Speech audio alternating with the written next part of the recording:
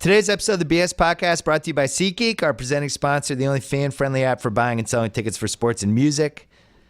Right now it's November. You got college hoops, college football, NHL, NBA, NFL. You need SeatGeek. Drop your old ticket app and use one that's built for 2016 and beyond. Do everything on your phone. Download the free SeatGeek app or go to SeatGeek.com. Today's episode also brought to you by Stamps.com. Stop relying on the post office. Just buy and print official U.S. postage using your own computer and printer. Stay away from the post office. It's holidays. Sign up for Stamps.com. Use promo code BS. 4-week trial plus a $110 bonus offer. That includes postage and a digital scale. Go to Stamps.com. Click on the microphone at the top of the homepage. Type in BS. And since Tate's here, check out the Ringer University podcast, Ringer U. Tate and Mark Titus breaking down college basketball, and it's good. Start listening now because, you can get to March Madness and you'll actually have opinions on stuff. You won't just be reading the USA Today Monday section. Listen to this one, though. If you like college hoops at all, or if you care about the upcoming NBA draft, I highly recommend this. Mark Titus, I knew he was going to be good at podcasts. It was a slow burn, and now he's good at podcasts. I was waiting. I have a lot of Titus stock. Anyway, check that out. Ringer U is the name of the podcast. And we're off.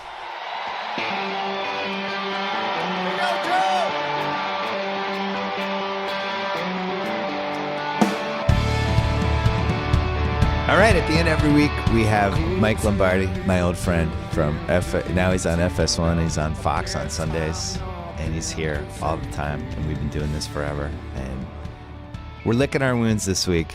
Our Patriots didn't come through. Well, it's not your Patriots anymore, but you still kind of have they still are.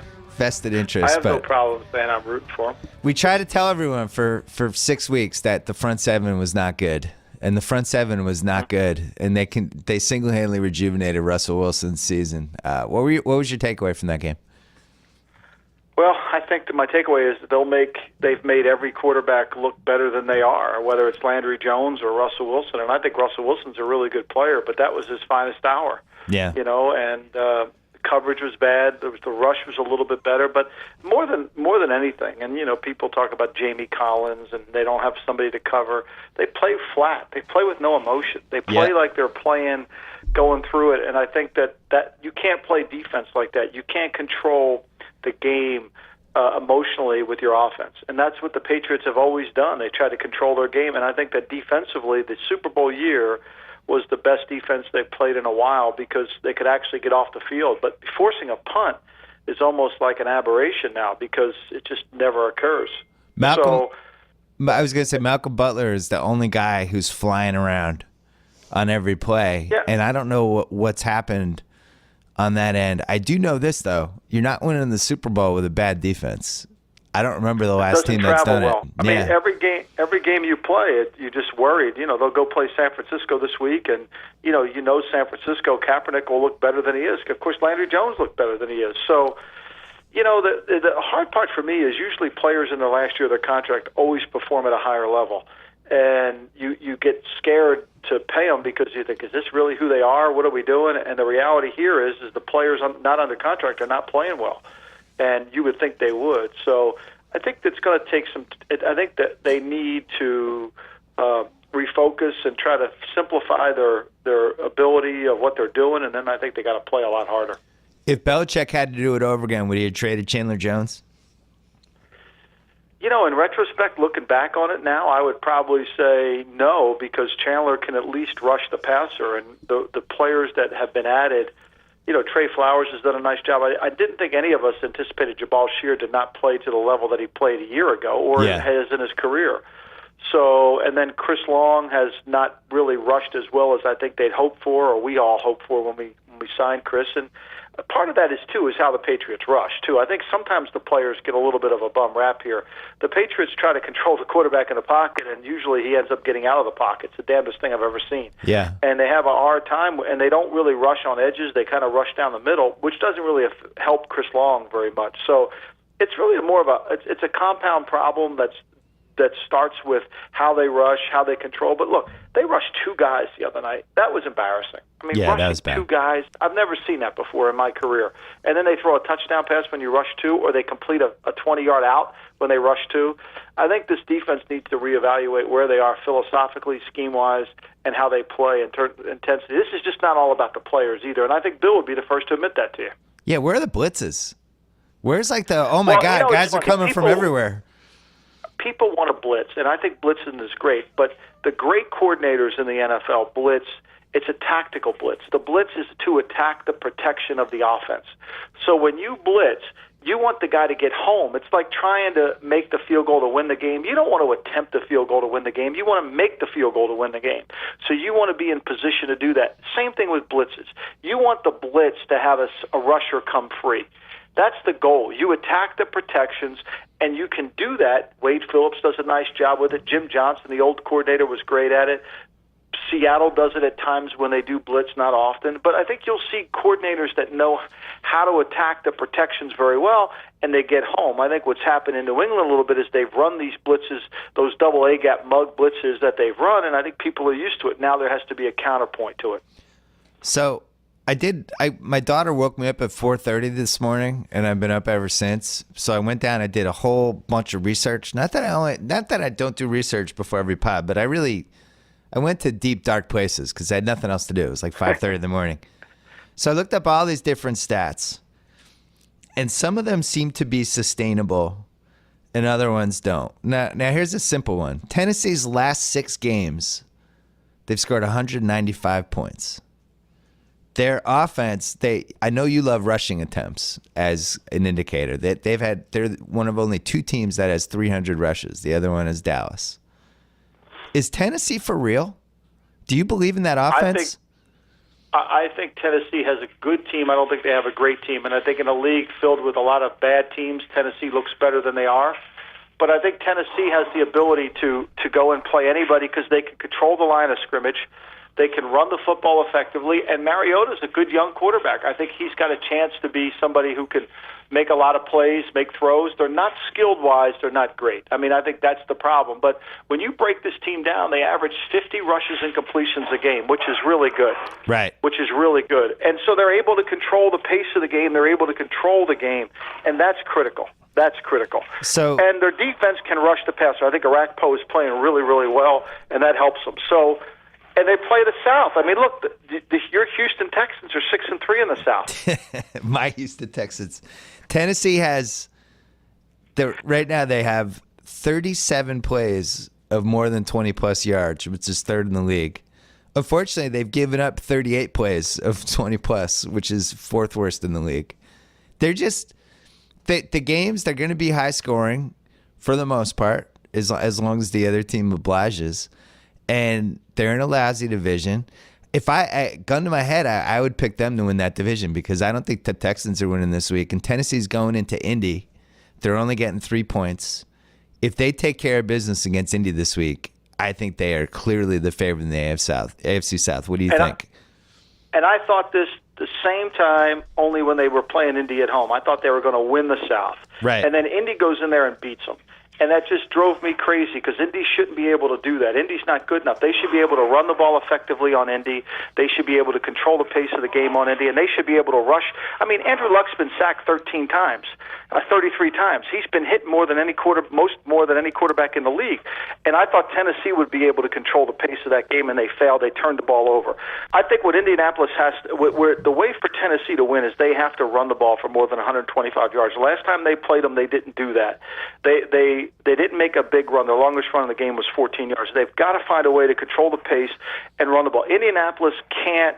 Indianapolis has enough weapons on offense, even though Luck gets hit like crazy. They can make enough plays, and I think when you play them, if you control the pace and force them to play from behind and force that bad offensive line of Indy to have to pass protect, then I think you gain the advantage. To me, this is the statement game for Tennessee. If they want to win the South, they got to win this game. So the Rams have scored 93 points in their last 6 games, and they are now switching quarterbacks, which they probably should have done a couple weeks ago unless Goff is a complete disaster. You have the Dolphins going in there.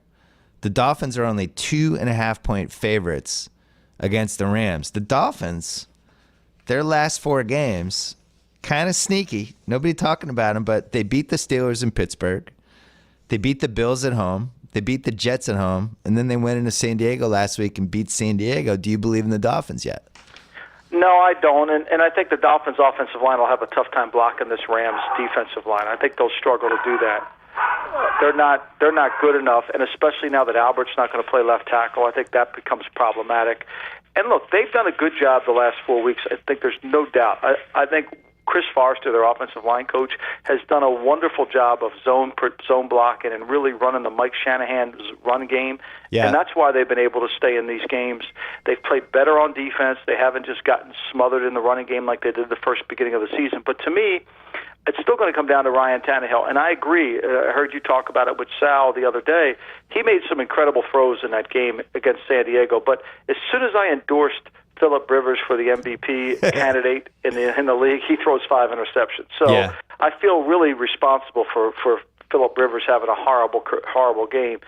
I'm not buying Miami because I think Pittsburgh, Ben got hurt. It was home. They stayed out in Los Angeles for the extra week. I worry about that. Okay.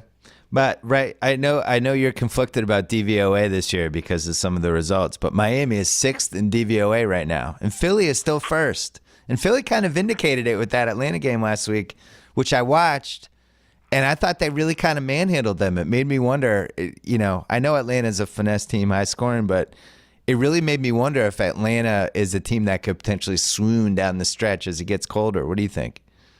If New Orleans could have kicked an extra point, I was going to say I think New Orleans is going to win the South. Yeah. I really think New Orleans is playing better on defense. I think New Orleans is not going to be great on defense, but where New Orleans has excelled, they've only allowed 5 conversions in the third downs in the red zone this year. So their red zone third down defense has been much better. And for a team that can score as many points as New Orleans, that's where it's going to come down to.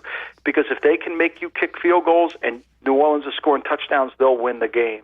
But Atlanta's problems, and I've said it all season, their guards are not good enough. Andy Levine, Chris Chester, when they play against a team with Fletcher Cox and Benny Logan, and the Eagles are a different team with Benny Logan playing in the defensive front. Benny Logan's a really good football player. So when those two defensive tackles are rushing inside against the bad Atlanta offensive line, it really affects Matt Ryan's ability to step up in the pocket.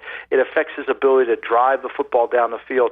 That's where you get to the Falcons, is inside pressure, and that's why the Eagles, to me, were easily the team that was going to beat Atlanta last week.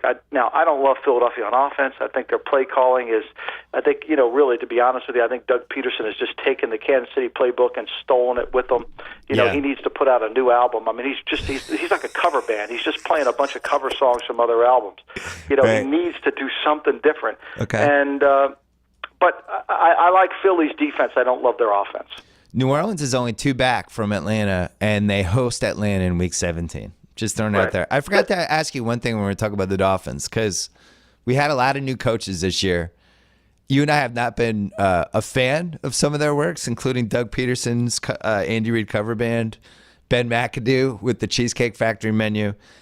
I think I like Adam Gase. I think he might be the winner of Best New Coach award. Is there somebody else you like as Best New Coach, or is it Adam Gase? I think Gase has done a decent job. I think here's where Gase has really benefited from the fact that he's decided to take Ryan Tannehill out of the game, essentially. I mean, the running game has saved them. They've really run the ball effectively, and they've been able to control the game, and their defense hasn't played great, but it's gotten better. I think Vance Joseph has done a better job defensively. So, yeah, I give Atlanta – look, Miami could have gone in the tank and quit on them because there were some ugly losses. They should have lost to Cleveland at home. Yeah. And they didn't. But I give them credit for that. I think they've done a better job there. And from all the teams that I've watched offensively, and now some of these guys are supposed to be, McAdoo gets a job essentially because he's the coordinator and he's an offensive mind. They run the same plays over and over again. Peterson, he's a cover band. He's playing all the Rolling Stone hits in a bar somewhere. And so I think that, to me at least I give Gase credit for originality in what they're doing. Okay. Lions. They've won 5 games this year by 2 points, 2 points, 3 points, 3 points, and then an overtime touchdown, 6 points, which was their biggest win, but the game went in overtime. They are somehow in pole position in the NFC North, and they play the Jaguars this week, who are in a free fall. I just can't imagine Jim Caldwell and this Lions team in the playoffs, but somebody has to win the NFC North. Whoever wins the NFC North gets to be in the playoffs. How do we stop this? Who stops them? I don't think there's a team that's going to stop them. I mean, here's the game they're playing this week. They're playing the Jacksonville Jaguars, who I think are 31st in the league in margin of victory. When they win games, they win it by 2 points. I think they're 32nd in the league. And then the 31st team in margin of victory is your Detroit Lions. Right. So this is two teams that are playing. And you want to say, well, Jacksonville should play better. You know, Jacksonville, when you really look at them, they play decent defense. They just can't turn the ball over. And, oh, by the way, their offense is a turnover machine. Yeah. So how do you ever stand behind them? And Bortles, to me, is at some point Jacksonville's going to get off the Bortles train. They're going to have to say to themselves, you know what? We probably should have picked Garoppolo. We definitely should have picked David Carr. We might have gotten, besides Manziel, we might have gotten the worst quarterback in this draft. Yeah. And you have to have an honest conversation with yourself. Now, they won't do that, but as for Detroit, I think Ebron's played really well. I think their offense is good. Now, they're going to get better on defense because I think some of their players, Slay's coming back. They might get Levy back at some point. And their two defensive linemen, Ansu and Nada, those should be back and healthy. So that's really going to help them. But, look, Jacksonville has the potential to beat them because I don't think Detroit's very good. Jacksonville's got to wonder. Look, they signed Jared Odrick and pay him a ton of money. He gets 1 sack on the season. They sign Malik Jackson. He's got 1.5 sacks on the season. I mean, at some point when you pay that kind of money, you want more production. Speaking of quarterbacks who they might have to turn the page on, the Texans are in a different situation because they have a chance to make the playoffs. And Osweiler was terrible yet again last week. They barely won. Now they're in Mexico. They're playing the Raiders. If he stinks again, is this it? Is this his last stand? Would you go to Tom Savage? I would, but I mean, look, I can't understand how the Brock Osweiler. This is one of the great stories of all time. I mean, he's going to have about 4 homes all over the country from all the money he's been guaranteed, and he's going to sit back and say, "Boy, I got him good." Yeah. Because I mean, look, he's not good at playing quarterback. He threw for 99 yards and they won the game. How is that possible? It's amazing. How is that possible? I think Savage is the best quarterback on their roster. I think, to be honest, and on Undisputed today, I talked about. I think they should make a play for Tony Romo when he's available next year. Ooh. It'd be the ideal place for him. It would Wow. be ideal for him because a lot of skilled players. Romo could come in. It's a good team with a good defense, and you could win the South, and it's not that far from Dallas. So, again, this is the hardest part of the NFL. You have to have an honest conversation. Jacksonville won't have one about Blake Bortles, and I doubt strongly that Houston will have one about Brock Osweiler. The Chiefs last 5 weeks beat the Raiders by 16, beat the Saints by 6, killed the Colts and Indy by 16. A crappy game against the Jaguars, but Nick Foles was involved. Came back, beat the Panthers by 3 in Carolina last week. Not bad. Not a bad quintet of wins. Why don't we have them in the top tier? I think they're going to win the West. I think they'll win the West. I thought they'll win the West. And I think they could have a first-round bye. I do. I think this is a good team defensively. They're starting to play even better. Defensively, they've been good. They turned the ball over. But they're playing better on defense than they did early in the season, which was the case last year as well. I like Oakland. I think Oakland will make it. And I think there's 3 teams from the West that are going to make it. I think Denver will make it only because Denver has somehow finds a way to win games that look like they have no business winning, but they do. But I think Kansas City's a tough out. Kansas City plays a kind of game like it would be basketball, where they slow the game down, they run it, they convert third downs, they make enough plays to drive you crazy, and they turn the ball over. And if you're a turnover machine, like, if Tampa Bay goes in there and thinks they're going to just, and Jameis Winston's going to throw the ball over the lot, they're going to get in trouble. And that's why they win. They don't beat themselves, which is, to me, the best kind of teams.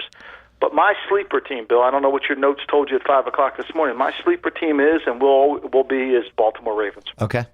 Well, you realize that means you don't have Pittsburgh in the playoffs if that's your sleeper team. I don't. I think Pittsburgh's all defense is going to be the end of the death of them, and I think losing to Miami in Miami is going to be the death of Pittsburgh. Wow, you don't have Pittsburgh in the playoffs. Well, I don't. I think 3 teams from the West are going to make it, and I think Baltimore's going to win the North. Pittsburgh's 4-5 right now. They're at Cleveland this week, so that's 5-5. At Indy on a Thursday night. Can we give them that one or no? All right, 6-5. Home for the Giants. They'll get that one. They'll beat the Cheesecake Factory menu. Seven. Here, look. Let's face it. The Giants, and I said this on my podcast. The Giants are look at the numbers on the Giants. The Giants are almost like Bernie Madoff. I mean, it's a Ponzi scheme. There's no numbers that support what the Giants are doing. There's no numbers. They're bad in almost all these categories, and they turn the ball over way too much, and they're winning games. I mean, and I think when the weather turns cold, I know, when the weather turns cold, because eventually it's going to get cold in New York, you got to run the football a little bit, and they can't do that. They are -8 in turnovers, and they're 6-3. Which, if that's really everything you need to know. They're 30th in this category. They're 30th in that category. They're one of the worst first down teams in football. They can't convert third downs. I mean, there's no numbers to support 6 wins. Well, there's no numbers to support them. They can pressure the QB a little bit. Beckham makes plays. Somehow they just figure out a way to make like 5 or 6 swing plays in a game, and they hang on. I don't believe in that strategy long term, but I think that's why they're 6-3. I don't think it lasts. It's a Ponzi scheme. It's going to fall apart. All right, so well, hold on though. So if Pittsburgh gets by the Giants, so you're saying if they sweep the next 3, that's 7-5. Then they go at Buffalo, at Cincy. Cincy's broken. I don't know if Cincy comes back. Then they're home for the last 2, Baltimore, Cleveland. So there's a road to 10-6. They could go 6-1 the last 7 here. Possibly. Yeah, but they have to, and Baltimore, I mean, look, Baltimore's got a rough road. They have to go, they play New England at home, and they have obviously Dallas this week. But Baltimore, they've got Dallas, then they got Cincinnati and Miami at home. They go to New England, they have Philly at home, and they go to Pittsburgh and Cincinnati on the road. That's but the tough. one thing about Baltimore that I like about Baltimore is their defense. They travel well, and the weather's going to play into a factor for them. Yeah. The weather will help them. I mean, Cincinnati, cold weather. Andy Dalton's not going to throw the ball. They're not going to run the ball. Philly, they get all these cold weather games. When you can play good defense, you're benefited. And for the whole month of December, they're in cold weather games. Miami at home, New England at home, Pittsburgh, Philly at home. I mean, New England, they're on the road, and Pittsburgh and Cincinnati. Those are all cold weather games. That's why I like them. Their kicker doesn't miss kicks.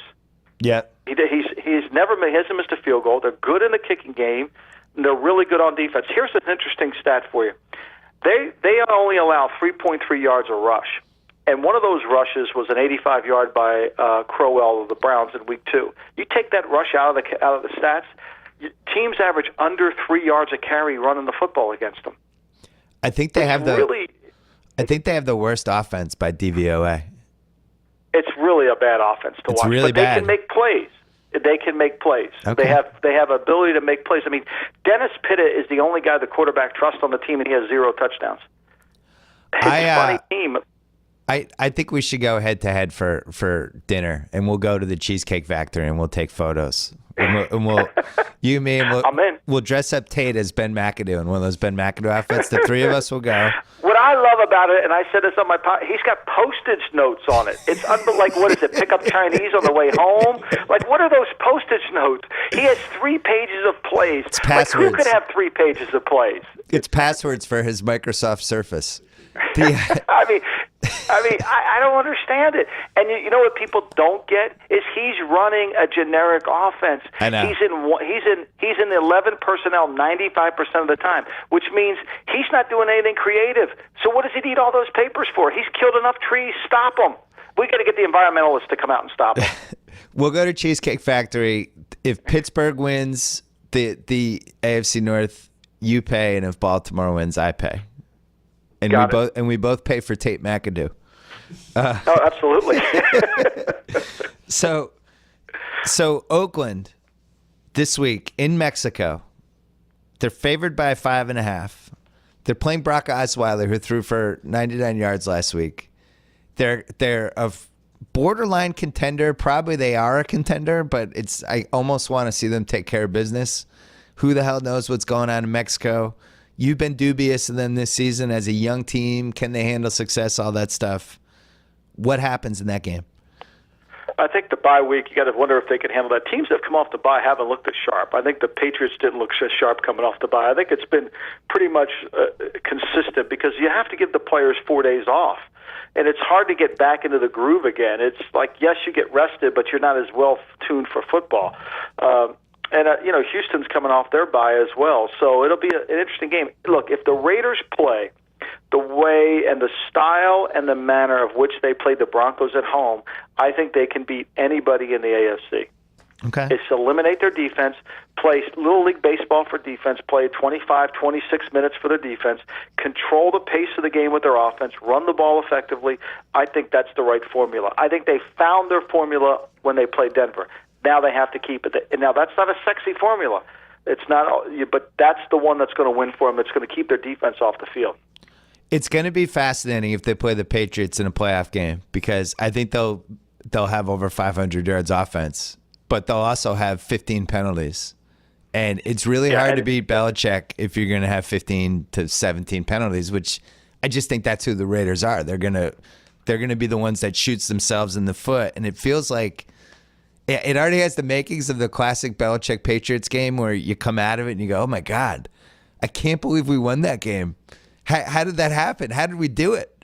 They had 21 penalties, and I could just see it playing out that way. I'm afraid of the Raiders. Right.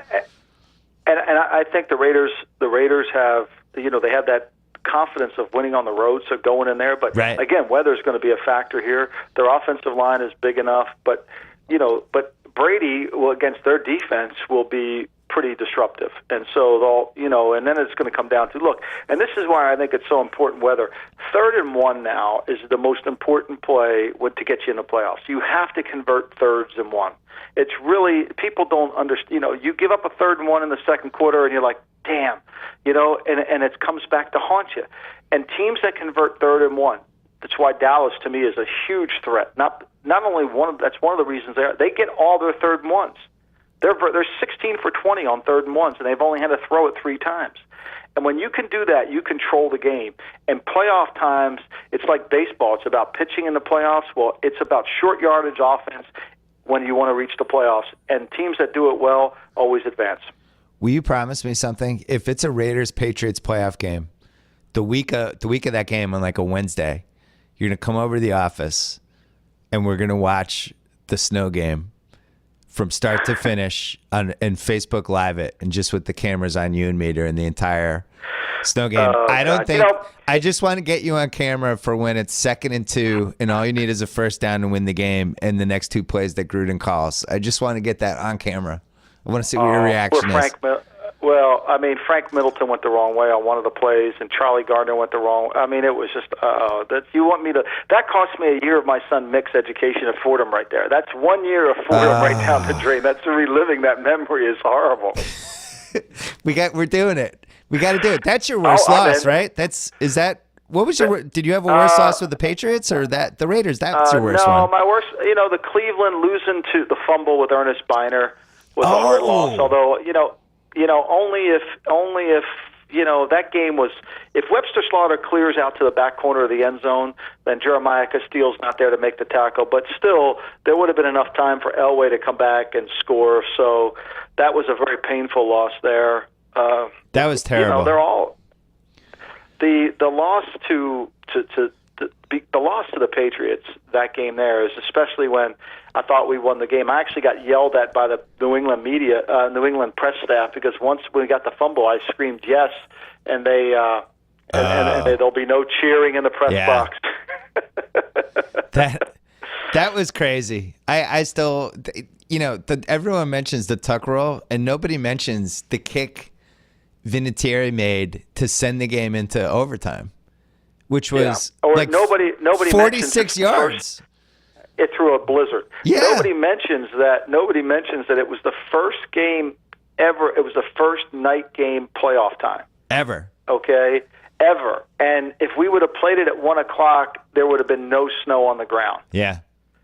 We would have got through it did not snow until we got on the bus from the hotel to the stadium. And then, of course, we got stuck there. We stayed. How do you like that? You just got beat, and you have to stay. You're at Logan Airport for the next 6 hours waiting to get clearance to take off. We didn't. It was brutal.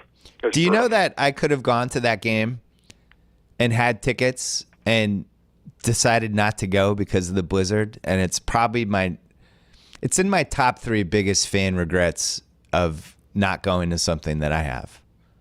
You probably would have been. You would have been when we got off. When the game was over, in the old stadium, you had to take a golf cart to the locker room, right? So all the Raider coaches, all of us were in that golf cart, and all the people were just. You would have been one of those people throwing snowballs at us. Yeah, just killing us with snowballs going down the hill. Or I would have been standing next to my buddy J-Bug going, no, stop. You're going to hurt somebody, as he just whipped snowballs at everybody. I mean, what a great way to send out one of the worst stadiums of all time. That really was. It really was. Really one of the worst stadiums anyone has ever created. All right, Mike. Oh, wait. Last quick question. Cardinals at Vikings. Can we write off the Vikings? I mean, Jake Long got hurt, and we all knew Jake Long was going to get hurt. God bless him. But I mean, he just can't stay healthy. You cannot win with the tackle situations. They can't move the football effectively, and defensively it wears down on them. And I just don't think Minnesota has enough juice. I don't think they have enough gas in the tank. I think Arizona still has enough juice. They can do it. Now they lost their left tackle too, and they're at a problem. But when you lose your left tackle in pro football, it's hard to keep winning. It always shows up because the protections become a problem. Yeah. Well, the Cards have their defense statistically has been surprisingly sneaky good. So who knows with them? They might make a late run too. All right, Mike Lombardi, as always, a pleasure. We'll see you on Sunday. And what's the name of your podcast? Make Me Smarter Football Podcast. All right. Tune in. All right. We'll talk to you next week. Bill. Thanks. Bye-bye. Bye-bye. All right, we're going to call Joe House for the Callaway Part 3, but first, we launched this podcast in October 2015. MeUndies sponsored the first one. They sent me a big box of comfortable underwear. I've been wearing them ever since. Every pair of MeUndies made from sustainably sourced modal, a fabric that's 3 times softer than cotton. Once you try them on, you'll understand why MeUndies has the rep as the world's most comfortable underwear. Most comfortable. MeUndies has dozens of styles and limited edition prints to help you make a statement with your underwear. Boxers, thongs, trunks, bikinis, you name it. My favorite are the boxer briefs. You know what else I realized? They haven't mailed me any in a while. And I read very similar copy right here 3 weeks ago thinking, oh, they'll feel bad. They'll mail me some MeUndies. Nope, they didn't mail me anything. Come on, MeUndies. I need more underwear. Shipping is free in the U.S. and Canada. If you don't like your first pair of MeUndies, they're free for a limited time. Every BS podcast listener gets 20% off their first order. Just go to our special URL, MeUndies.com/BS. Again, 20% off plus free shipping at MeUndies.com/BS. And since we're here, let's talk about ProperCloth.com. Every guy knows that it's hard to find a dress shirt that fits. Maybe the collar's too tight, the sleeves are too long, the shirt's too loose. Well, I have some good news. Ordering a custom fit shirt has never been easier thanks to Proper Cloth.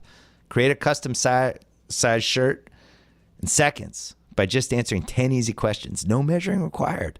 Over 500 fabric styles to choose from. Everything from classic business to casual shirts. All high quality, starting at just $85. They have hundreds of 5-star reviews on Google and Yelp.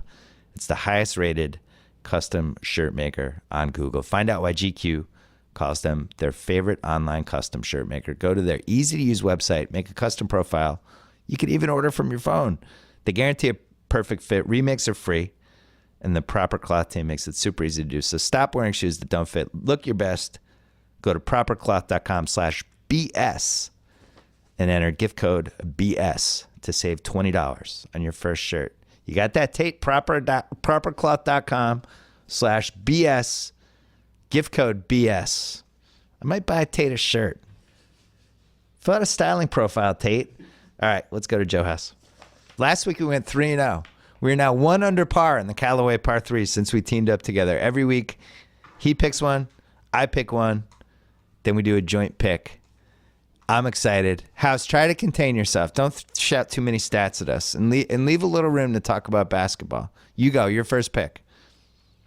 We're going right into the picks. My pick this week, I know that this is going to sound like a broken record. I'm going against the Deadskins. Oh, no. Why? And everybody, I'm going to be accused of the reverse jinx and all the rest of it, but I honestly am concerned about Green Bay. I think Green Bay is very dangerous at this moment. They're 4-5, coming off of a blowout loss. That division is still very much up for grabs. History is against the Deadskins. They're 1-8-1 against the spread in this series. I went to the last time these two teams played. The Deadskins hung in there for a quarter and a half, and then Aaron Rodgers took over. So I still have the taste of that in my mouth. The power rankings suggest that Green Bay on a neutral field. Huh? That's disgusting. The taste in your mouth? That yes. went to a dark place. In any event, yeah. it was a bad taste. On a neutral field, Green Bay would be a 2.5-point favorite in this matchup. So Green Bay, so that suggests it's kind of a pick'em game. So Green Bay getting points feels like value. I'm taking Green Bay. So Sam Shields will not play in this game, and their D-backs have been killing them all year. Clay Matthews practiced this week. Unclear if he's going to play. And like Collinsworth said on my podcast this week about no Sam Shields, no Clay Matthews, they just can't get stops. So maybe if Matthews comes back, I don't know. I continue to think you underrate your Washington Native Americans. I just do. I think they're pretty solid. They're not going to win the Super Bowl, but they're competitive. They can throw the ball. You have who's the receiver? Deshaun Jackson's out this week, right? So you have no deep threat. Jamison Crowder and that turns Jordan Reed into the deep threat. You get a Jordan Reed up the seam kind of play. Okay. All right. For my pick, I actually like this week. It could have gone a couple ways. I was looking at Titans +3 in Indy. I was even thinking about the Saints tonight in Carolina. I like that extra half point. I think that game's going to be close. Yeah. I like the Arizona Cardinals in Minnesota laying 1 point. I think that by Sunday this line goes to 3. Arizona has a good defense. Surprisingly good. Shockingly good. In DVOA, they're in the top 5. David Johnson, they can run the ball with him. They need it. It's every game basically is a must win for them. Minnesota needs it, but they don't really need it because it's probably going to take 8 to 9 wins to win that division. Minnesota's in a little bit of a swoon, to say the least. Their last 4 games, they lost to the Eagles 18-10. They lost to the Bears 20-10, and what we'll remember as Jay Cutler's last great moment for Chicago. They lost to the Lions in overtime, and they lost to your Washington Native Americans last week 26-20. They are not a good football team, and they cannot block, and their defense is still banged up. They cannot make big plays, and I just think Arizona's better, and I think they need it. What do you think? I don't have any reason to argue with you. Minnesota and Green Bay are so similar right now in terms of the swoon, and it's a little bit alarming that Detroit has the inside angle because I know that you and the cousin Sal have a wonderful Detroit not making the playoffs thing. I hate to even bring it up to put any stink streak jinx on it, but I understand exactly what you're doing and why you're doing it. I thought I was so impressed by Sam Bradford, ironically, last week because that Minnesota team presents no reason for anybody to ever do anything to defend the run. Yeah, and I actually thought that Bradford, under those circumstances, was decent. I like very much Arizona in this position as well, and this is really just a vote of confidence for Arians. I think he's kind of straightened. Things are getting straightened out there among the Cardinals. You know what I think position they're in now? In San Francisco, the way they played them last week, they're kind of expecting it almost. It's just run the ball and play defense, and Carson Palmer is not the same guy he was last year by any stretch. So accept it. Just change who you are. You got to grind them out. These are grind them outs. And I think that's what they're going to do. This feels like a 16-13 type game for me. All right, so our third game, Lombardi poo-pooed it a tiny bit. It didn't scare me off. The Dolphins in L.A. to play the Rams. You and I are aligned on this one. This is our pick. We love the Dolphins, -2.5. I think the only reason this line is under 3 is because of the Dolphins and their offensive line versus this Rams defense, which can run rush the passer and do some stuff. There's some fear of Tannehill. The thing is, though, Miami has kind of quietly made big plays this season. They have. You missed the story about how I got up at 4:30 in the morning because our daughter decided the hallway light wasn't on and came into our room to tell us. So I was up doing research. Miami has 8 40-plus plays this season. Like they kind of the new running back Joseph Ajayi Yeah. How many of those were a Jai run? I don't know, but he makes plays. He moves the chains. He And does. Tannehill looked Yeah, he really does. good last week. And maybe Adam Gase is half decent, and maybe their defense isn't bad. I don't know what to make of Miami, but I know that the Rams are terrible. And I know that those games have no atmosphere. And Miami likes playing on the road. And I think we're in good shape with this one. Well, here's the most underrated thing. I wish we could have bet on this before. You just went through a whole analysis of this Miami Rams game without once mentioning the quarterback for the Los Angeles Rams this week. Right. I mean, that is the most compelling piece of information about this story.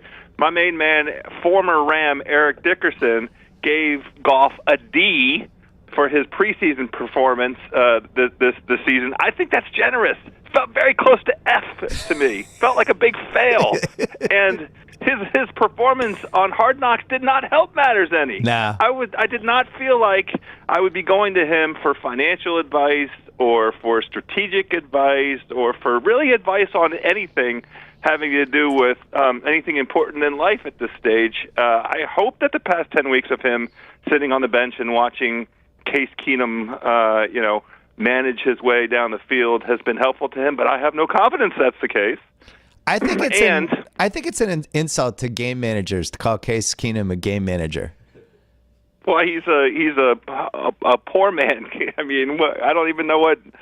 You know what he is? He's the man who receives hikes from the center, and either hands off or throws. He's not a game manager. He's superior to Fitzpatrick. He's not actively causing them to lose games. Well, not every week, but some weeks he has. Some weeks, yeah. He had the 4-pick week. Yeah, I think we're in pretty good shape with this. Yeah, I like this one. The power rankings have Miami on a neutral field as 3 points better. What is the L.A. Coliseum if not a neutral field? This is exactly the right line, and I love Miami. Well, the word's already out that it's not fun to go to the games, so I'll be interested to see how quote-unquote filled it is this week. It's really hard to get in. It's really hard to get out. You can't get an Uber. You bake in the sun. Now it might not be hot this weekend, but if it's like 75 to 80, the word is out. Like do not bake like a fried egg in the Coliseum for 3.5 hours. Tate, you haven't been to a Rams game, right? Yeah, I went to Panthers. Was it miserable? Oh, I was in the shade, thank God. But yes, Tate was in the shade. People were sweating. People were sweating. They ran out of water, all that stuff. Yelling at Lyft drivers. All right, so our 3 picks. You have the Packers plus 2.5 in Washington.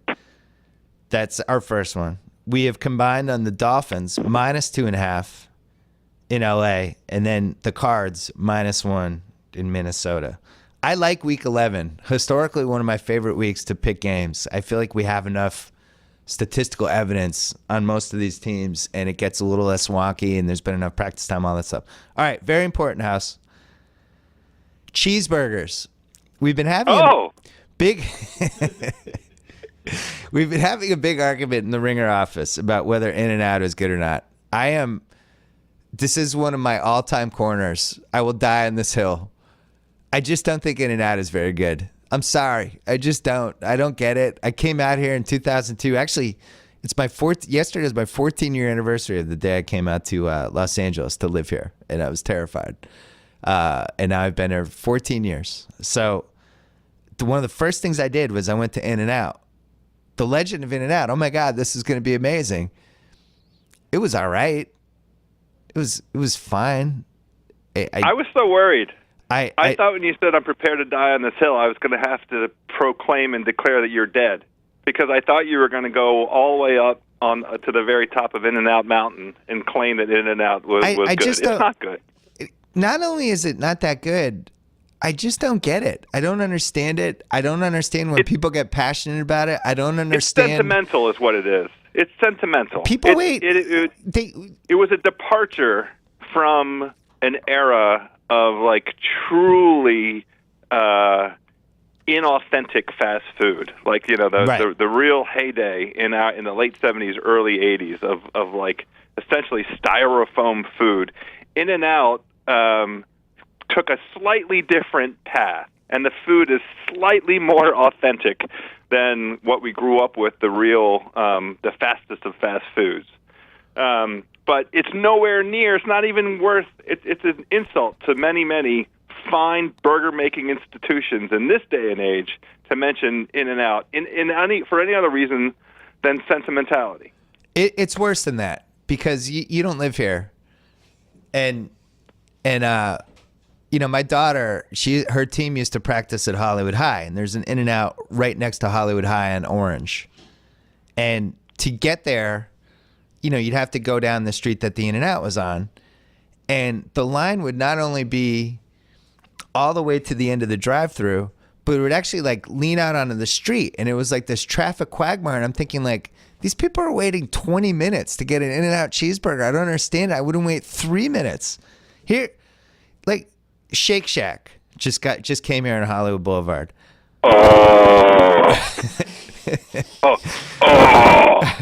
Now you're talking. Now we're talking about a cheeseburger, brother. Five Guys is on Wilshire. The Ringer staff went insane that I thought Five Guys was better than In-N-Out. It was like I committed heresy. I'm like, are you crazy? Five Guys is better. Five Guys is better. It is better. Hey, I'll tell you another thing. I think Fat Burgers is better. I'd rather have a Fat Burger. I'd rather have a Fat Burger than an In-N-Out burger. And not to mention Original Tommy's, which I've never taken you to. I'll tell you this. Oh, how dare you. Yeah. 10 years you've been there. 13 years. No Fat Tommy's in my life. 14 years. Original Tommy's is better. Yeah, I want some of that. All right, I'm glad you agree with me on this because I thought I was crazy, and there's some sort of cult of In-N-Out burger, and unfortunately, I don't have to drive to the Hollywood High practice anymore and sit and watch the In-N-Out people because we're not allowed to practice on that field anymore because there's this crazy girls soccer inequity thing that happens in LA that I just don't understand. That I might actually have to mobilize and start doing something about. The boys get all the good fields, the preferential fields. They have 90% of the academy status for teams. And it's like... You've been talking about this. It's this is your insane corner. to me. I don't understand it. I thought it's 2016. I thought men and women and boys and girls were supposed to be equal. And yet in soccer, not even close. It's like the 1950s. I'm trying to figure out what to do. This might be another hill I die on. Equality for soccer practice fields in California. I don't understand it. It's amazing. It's like the boys are more important. Really? The boys are more important? Our men's national team sucks. Our women's team is 100 times better and more popular. People like it more. Why do we care about girls soccer in America? This is going to be one of my passion projects. This is going to be like when John McPhee started writing about rocks. This is going to be like, remember when Simmons like lost his mind about girls soccer and then he devoted his life to it? That's going to be me in 2 years. It's true that Abby Wambach was one of the best, one of the very best guests on Any Given Wednesday. R.I.P. She was tremendous. I like her as they're on that corner with you. That's a pretty formidable team. Simmons and Wambach doing the equity for girls soccer thing. I support it. And what's interesting is, it's not even just the youth soccer. Then you go to like the pros and like the women had to play on turf for the World Cup, which they were like, we don't want to play on turf. They made them do it anyway. They couldn't mobilize. They couldn't put grass. It would cost a certain amount. They didn't care. The pro league, it makes a little more sense because at some point it's economic. Bryan Curtis is here, by the way. He joined us. Hey. So, yeah, remember the Women's Pro Soccer League, and Hope Solo took all those pictures of how terrible the field was? Right. And people were like, oh, that's terrible. On the other hand, it is a business. And if people don't want to pay to watch you play, then it's not like you can have the same facilities and travel as the men's teams. I kind of get that. What I don't understand is when it trickles down to the youth level and the boys get all the preferential treatment. That's just crazy weird to me. You have a daughter. Yeah, I do. Do you want to live in a world where your daughter has inferior soccer fields? That's not a world I want to live in, no. Can't even contemplate that world. House doesn't care. House only has a son. He's like, hey, it's great for my kid. Yeah, as long as there's a burger place down the street, right? No, Yeah. He doesn't play soccer, so I don't House care. doesn't care about soccer in general. This is where House and I fall apart as friends. Yeah. Do you have a take on In-N-Out Burger, Curtis? Yeah, so I was listening to that. Yeah. I do love Five Guys. I feel you can only kind of do it once per year because it just messes you up in a spectacular way. It's like going to Austin and eating barbecue or something where you're not the same for like 12 hours. Right. And I wish I had a higher tone, but there's an Arby's right next to the Ringer HQ here in Los Angeles. And Yeah. it's right before I get onto the freeway when I'm contemplating this giant drive, and it's like my drug dealer. You know, you drive by that one corner. Oh my God! If he weren't, oh no, the drug dealer. It's like if the drug dealer sold Cheese Whiz and onion rolls, right? The meats. Yeah, I think there's Arby's gyro sauce all over my steering wheel from last week. Right now, just happy to admit that on the air here. House and I, we drove to Vegas once, and there's a stop in Vegas, and it's basically the last place you can stop it's like about an hour and a half from LA toward Vegas, and there's this one stop. It's got a bunch of restaurants and gas stations, and then that's it. It's like you're just driving for the next 2 hours. And we stopped at Arby's. I don't remember what year this was, House. And I think Jacko was with us. You didn't just. It might have been the year of my bachelor party. Yeah, what was interesting was I was worried about you getting in trouble at like a gentleman's club or something, but it ended up you made love to the Arby's. You made love to like 17 Arby's sandwiches. I've never seen him enjoy it more, and we just were driving for an hour as House just continued to eat the Arby's. Arby's is delicious. That really is the new adultery for us married men. I always tell my wife, I'm not going to wake up with anything in my bed when I'm on the road except a pizza box. Right. That's the moment. That's where I've cheated, right? Cheating with bad food. Yeah. Well, House is a serial adulterer with bad food. It's been a long time too. 20 years, 25 years. I'm an addict. There's now a bad food comeback. Yes. It's been glamorized. There's been a backlash against eating healthy, and now you're seeing like Twinkies. They've like redone Twinkies. The deep fried Twinkies. Yeah, the pizzas, everybody's going in. At ballparks, right? The biggest thing to sell is like that terrible state fair food. Yeah. But now it's at ballparks, right? You get the 3-foot-long hot dog and you parade it around. Look at me. Right. I did it. Did you think the Dodger dog was underrated, overrated, or properly rated? I haven't had it long enough to remember. Underrated. It's kind of underrated. Is it? Yeah, it's pretty good. I got to rediscover it. It's good. I expressed lust.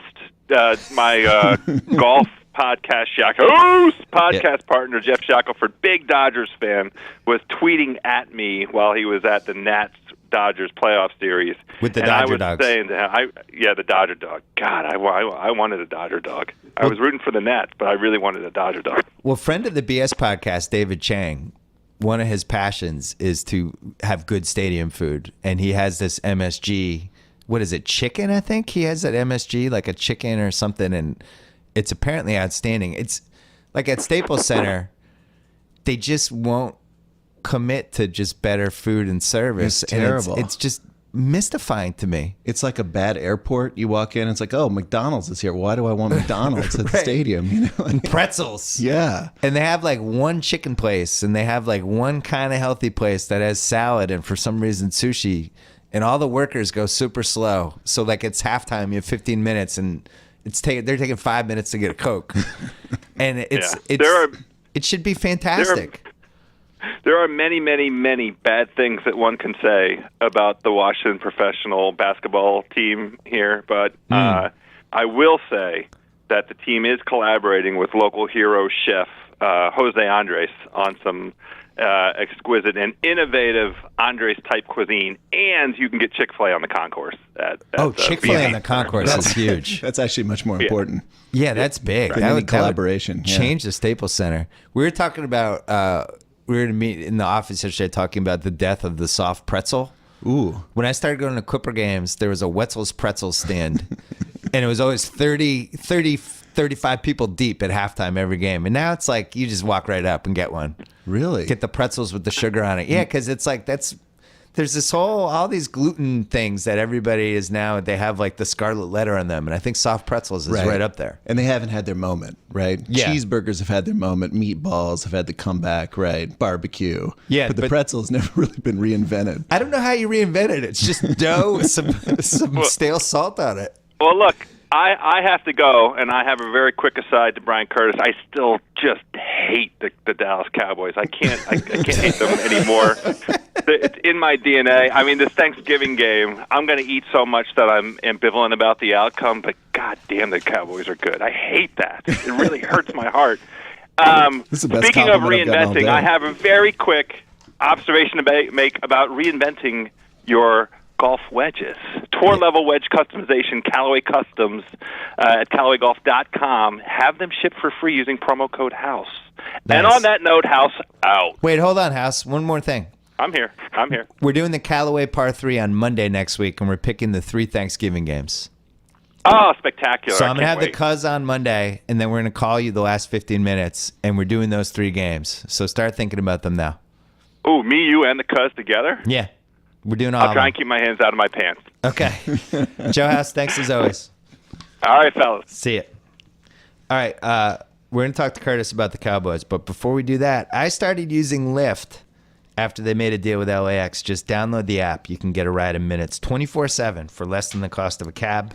Every Lyft driver fully vetted through their 10-point safety standard, including criminal and DMV background checks. They're rated after every ride, only the best stick around.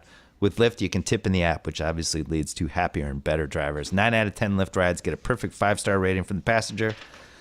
It's also the highest-rated ride-sharing app, and it's your buddy if the car's in the shop, or if you're my wife and you ran over a pothole.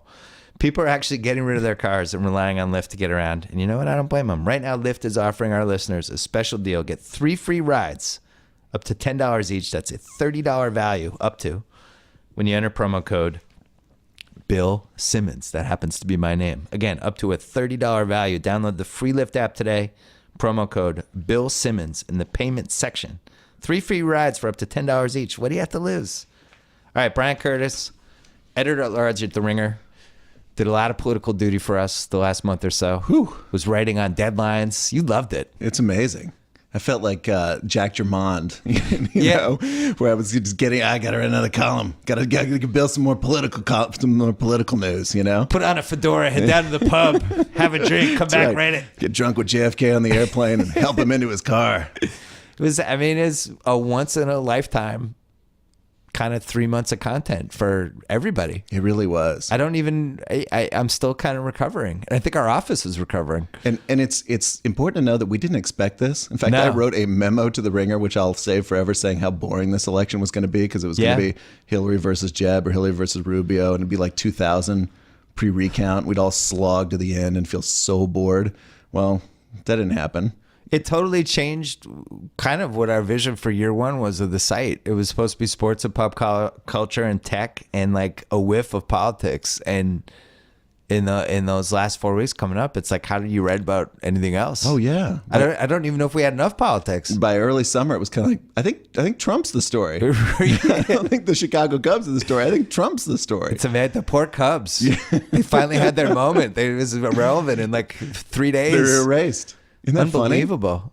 And now the Cowboys are having their moment. Oh my God, perfectly situated. We should mention you're from Texas. I am. Where'd you grow up? Fort Worth.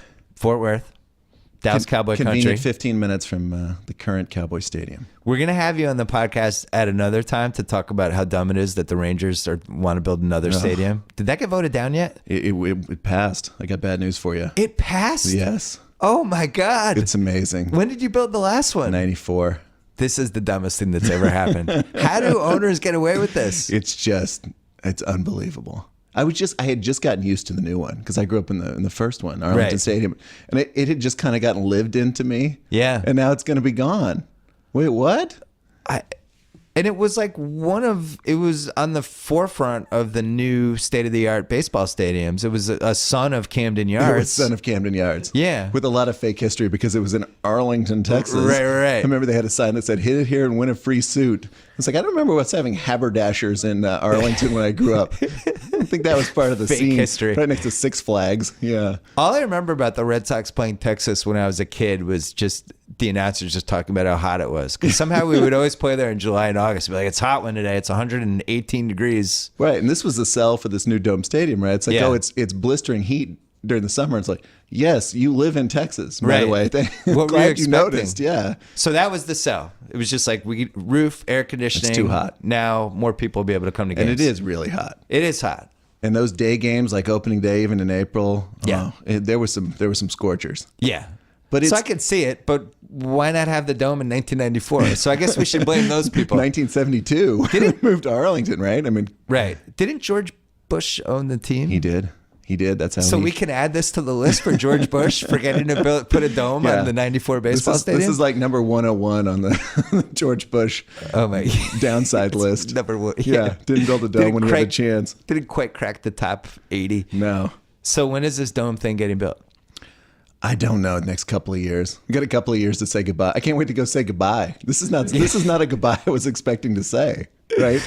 We were all talking about Tony Romo goodbye. I think I didn't think it was going to be ballpark goodbye. I wonder if part of it is that the Dallas Cowboys Stadium is so cool, and the Mavericks have their little state of the art NBA arena. For them, it's almost state of the art. Mostly, I'm sure Cuban will blow it up and build another one soon. But yeah. And then you have this baseball stadium that's kind of the ugly brother. And it's literally across the parking lot from the Cowboy Stadium. Yeah. So you see it and you say, oh, that red brick looks really cool. Yeah. But then your eyes just go to the big thing, right? Yeah, You're like, never mind. Let's look at the Cowboy Stadium. So the Cowboys. Wow. Are you all in now? I'm all in. You've been writing about them for The Ringer. Every Sunday you kind of fall into it. You're do. like, I'm not going to do it this week. And then something happens. You got to do it again. How can I not? How can you I'm not? not right about that Steelers game. It was amazing. It was a great game. Didn't that feel like something out of the time machine from the 70s? It's great. Just and not just the fact that it was Cowboy Steelers, but the fact that just the quality of light, like the darkness seeping into the field. They were using a little old NFL Films music on Fox as their outros and stuff like that. And I was like, this just feels like from a different time. The uniforms. Also, the were NFL's magnificent. back, right? It just felt like the election's over, and now, a big NFL game that everybody's going to watch. Yeah. 3 touchdowns. It was in a the last whole 2 day minutes. of it. It was amazing. Elliott is fantastic to watch. Prescott's been really fun. I mean, it's fun to watch a really poised rookie QB. The Romo storyline's amazing. The Jones luxury box shots. Dez has been relatively quiet. Yeah, for him. You know he'll be heard from. Absolutely. And they're clearly the best team in the NFC East. I don't see where this gets derailed unless poor... Thanks for the jinx, well, by the way. Unless poor Prescott... unless Romo jinxed him with that press conference, or if the Elliott thing becomes a thing, this story. Prescott will have a bad game, right? He's got to. I mean, I'm just every waiting. rookie QB has now, and I just every week I circled the next week. Yeah. So okay, Steelers not in work. So now Ravens on the road, coming off a big win, right? Team that's not great, but that's very dangerous. It happened to Brady. I can't remember what week it was, and it was somewhere between his 4th and 8th start. He just stunk, and I think he had like 3 or 4 picks, and he just stunk, and that was it. But there was the one time when he just didn't have it. Right, and it's going to happen. It's going to happen. It's going to happen, and Elliott's going to have the 2 fumble game. Where he has a nice little 85, 95-yard day and fumbles twice. And I don't know. No, nobody touches him ever. I don't. He'd have to drop it. Hit his knee on the ball or something. He's like Emmett too. He really reminds me of Emmett. Yeah, I'm agree. wary of any comparisons to the '90s Cowboys because that was just a different thing. Yeah. But the way he doesn't seem to be, all of a sudden it's a 1-yard gain that turns into a 6-yard gain. Yeah. And that sort of run to daylight at the end of the Steelers game. Emmett did that a billion times where he just didn't seem to be touched. He was just gone. Yeah. It wasn't like a Barry Sanders move back. He just hit the hole and he was. And he always got 4 yards. Yeah. And then also the way he's like young Emmett, he sees the safety and he lowers his head. It's like, I want this safety. Right, I'm taking this guy out. Yeah. The old Emmett was just like, sideline, see you later, right? Preserve the body. But Young Elliott's, Emmett went for it. Elliott's still in that I'm going to play a million years mode, which is really exciting. It's so adorable and cute. It is. It's terrible. It kind of sad when they finally realize, like, oh, this is stupid. Right. When we meet 50-year-old Zeke Elliott and we kind of go, oh, God. You know what the basketball equivalent is the guy in the layup line who's doing like crazy dunks. Like the first 3 years of Blake Griffin, he's doing a slam dunk contest. And then by year 5, they're like, oh yeah, I only have so many dunks at my knees. And then it's over. They start looking around at like old Kevin Garnett and people like that. Why was I wasting him on the layup line? Yeah, what am I doing? But it's always adorable when they waste them. So just quick tangent. Yeah. I didn't have a column from like 93 to 97, maybe 92 to 90. I graduated college 92. Yeah, 5 years I didn't have a column. My number one non-Boston argument to get into at bars or with my friends, anything, was Emmitt Smith versus Barry Sanders. I loved Emmitt Smith. I just didn't understand how it was an argument. Barry Sanders to me was the king of the 75-yard run and then getting stuffed for 2 yards on the next 25 runs. I'm like, just give me the guy who runs for 4 yards every time and occasionally breaks the 20-yarder. Totally. And also, what was the game against the Niners? The separated shoulder. He rushed for like 130 yards. I think it was the Giants. Or the Giants, where John yeah. Madden it was a playoff came down game. to the locker room and said, that's the bravest thing I've ever seen after the game. Emmitt Amazing was moment. Unbelievable, and he's a victim of how bad he was on TV afterwards. Whereas like Barkley's the flip side of it. Barkley was so good on TV after that it's kind of elevated where he was as a player, where it was really like, Barker's one of the 20 best players ever, but it's kept him relevant as how great he was. Whereas Emmett, it's gone the opposite way. Yeah. I think Emmett's just, people don't even think about him anymore. They really both suffered too when they retired because everybody remembered Barry for the 97-yard, amazing run and going outside. And video games. And they sort of falsely remembered Emmett as, he just got 4 yards a carry and just played forever. Yeah. Like they kind of Hank Aaron. And ended up on the Cardinals. They Hank Aaroned him at the end, yeah. which was also unfair to Hank, by the way, right? Right. They're like, he was just like this guy who had a great offensive line. He ran 5 yards and fell down.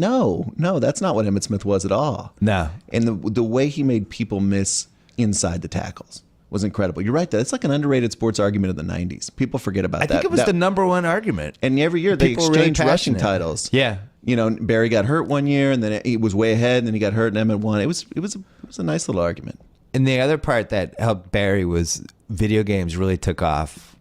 Super Tecmo, which we actually wrote about in The Ringer this week, was, I think, 92. But then Madden kind of kicked in somewhere in 94, 95, 96 range. And Sanders was a god, and he was one of the first gods.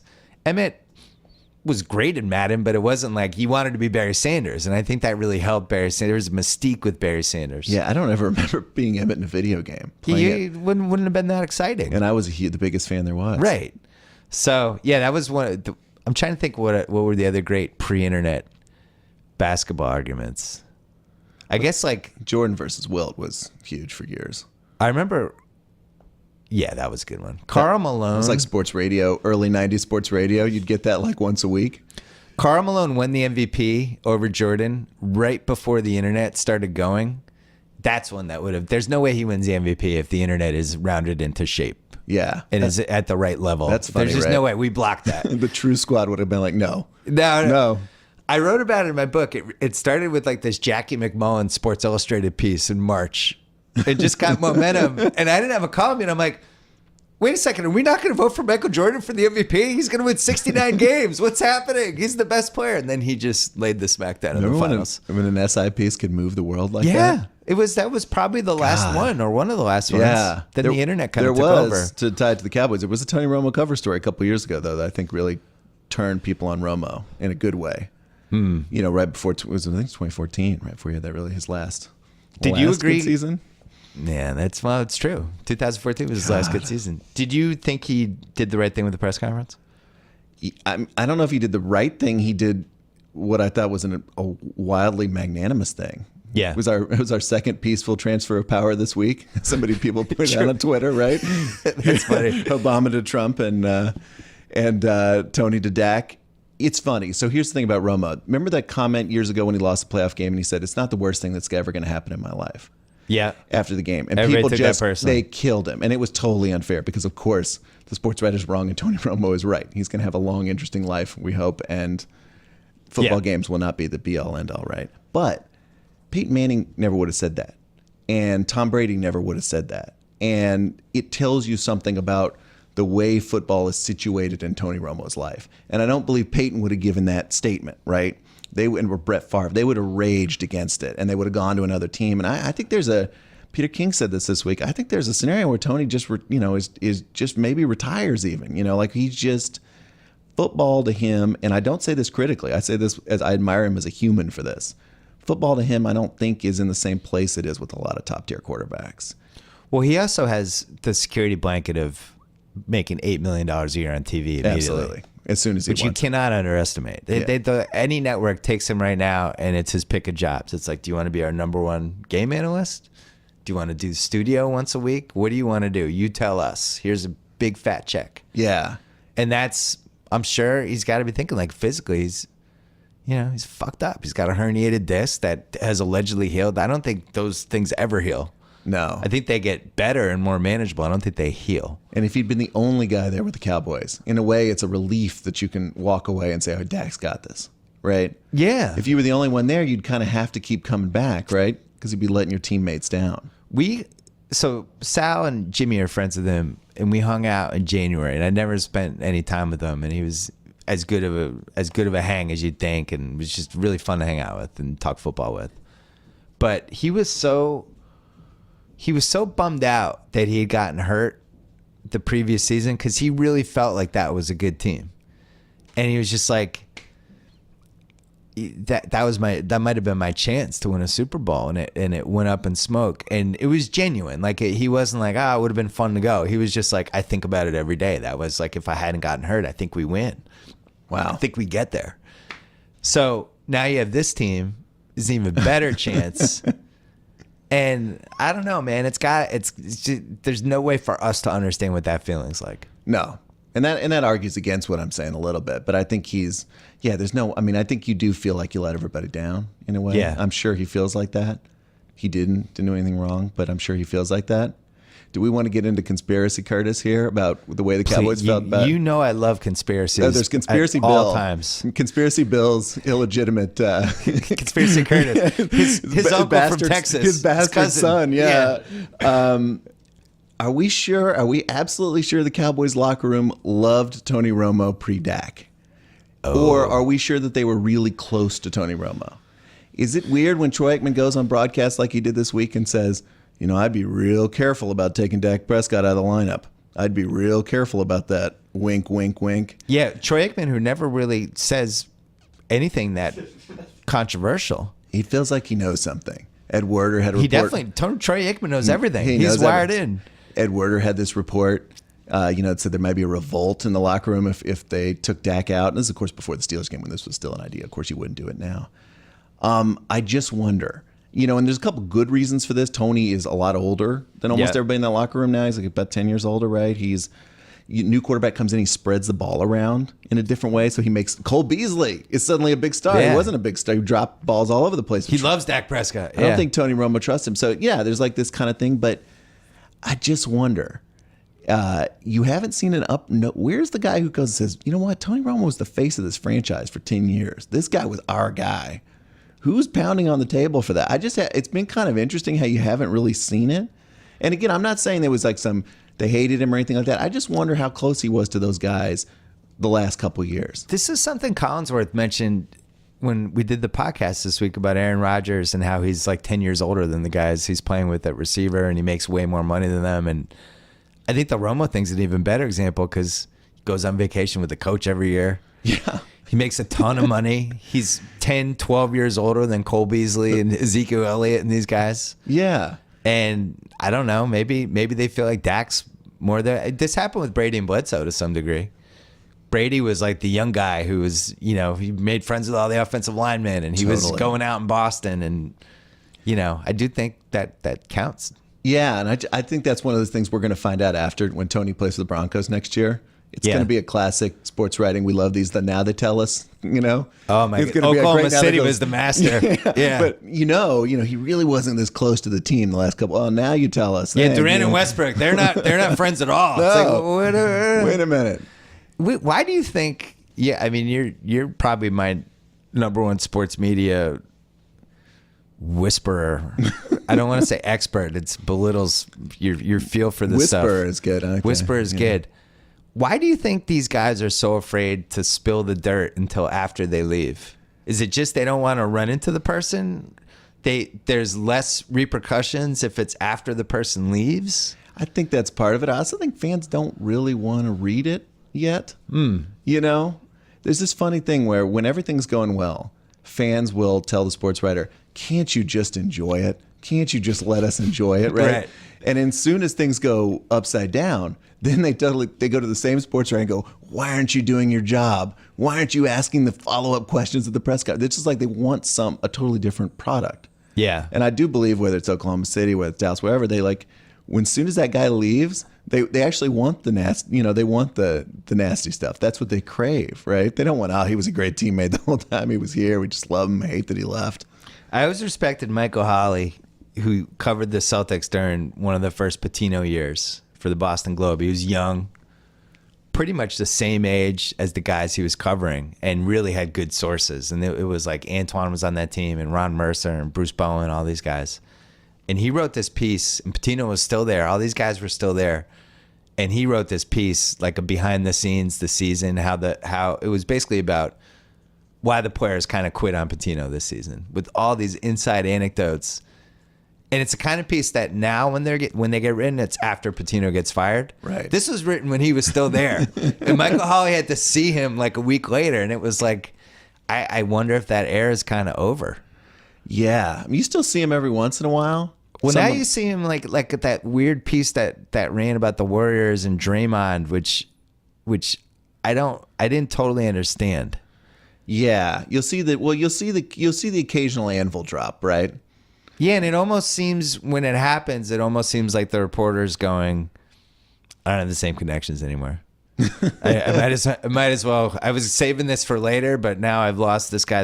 I'm not saying that happened with the Warriors piece, but I always feel like there's always an extra reason for it. Right. This is the puzzle of insiderdom, right? We don't know. We never know. We don't know where we think we know, but the connection is so deep, and the reporter is saying, well, here's my move. I'm only going to write this kind of piece about this guy. Right. If this guy hates that guy, maybe I'll write a different piece about that guy. And it's all very hard to sort of puzzle out. You need to be like a Kremlinologist to understand. Well, a lot of times the franchises butter up the younger reporters. I don't think there's any question. Yeah. Well, it depends on the franchise. Yeah. I think NBA seems pretty bleak. True. NBA's gotten bad, I think. Yeah, that's a whole other. We should devote another podcast to that. But yeah, it's to the sense anybody gets buttered up anymore. I guess it's the younger guys, right? Or maybe it's the blogger, who's kind of like, who doesn't want to, he's doing a little bit different thing than the columnist, right? He wants to understand the team. He wants to kind of talk about what they're doing. I don't know if the access is nearly the same as it was even 10 years ago, much less 20 years ago, where it's like, even if you're hanging around, like let's say you're hanging around OKC right now, it's not like you can go up to Russ at his locker and get 15 minutes in private, just you and him. No, it's that's gone. That era's gone. The big people do, right? I was in the Lakers locker room the other day, just kind of hanging around, and everybody does the scrum, right? We get to it was after the Warriors game. We get Durant, and we get a few minutes with Steph Curry, and then they're kind of shooing everybody out of the locker room. You look behind you, and Ramona is with Durant, and Jay Adonde is with Draymond, right? And good for them, by the way. I'm not saying that. I mean, that's great. They earned it. I'm envious, but that's what it is, and they're kind of having the private chat, right? But everybody else is going out. Ramona is the best I've ever seen at it. Yeah, I mean, she's so good at it. The way she collected really good sources over the last 6 years was awesome. I feel that there's that report or two that you just see. You look around like, what are they doing here? My best experience of this ever is like a magazine once sent me to go to Phil Simms' house in New Jersey. Yeah. To do like a little X's and O's thing. A very harmless little piece. I thought, that's kind of fun. I'm not a Phil Simms fan, but that's kind of fun. I walk into his house, I get into his living room, and Peter King was sitting there. It's like Peter King scooped me. He lived there. I didn't even know this was a competition. Yeah, like Peter King was on the couch, literally, and I said, "What are you doing here?" It's like, I live here. What are you talking about? It's just everywhere, right? This is one of my locations. We unfortunately have to go, but let's continue this another time, because I think talking about NBA media access, we should just do a whole podcast and call a couple people and get thoughts on things. There we go. Thanks to Stamps.com. Stop relying on the post office. Just buy and print official U.S. postage using your own computer and printer. Sign up for Stamps.com. Use promo code BS for a 4-week trial plus a $110 bonus offer. That includes postage and digital scale. Go to Stamps.com. Click on the microphone at the top of the homepage. Type in BS. Thanks to Proper Cloth. Stop wearing shirts that don't fit. Start wearing custom shirts that fit perfectly because you created them.